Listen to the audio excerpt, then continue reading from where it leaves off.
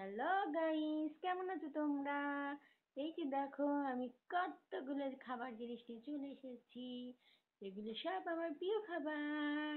দেখতে পাচ্ছ, এখানে আছে ললিপপ, এখানে আছে কিন্ডার জয়, এখানে আছে ক্যাডবেরি, এখানে আছে কিটক্যাট, এখানে আছে সিভিড।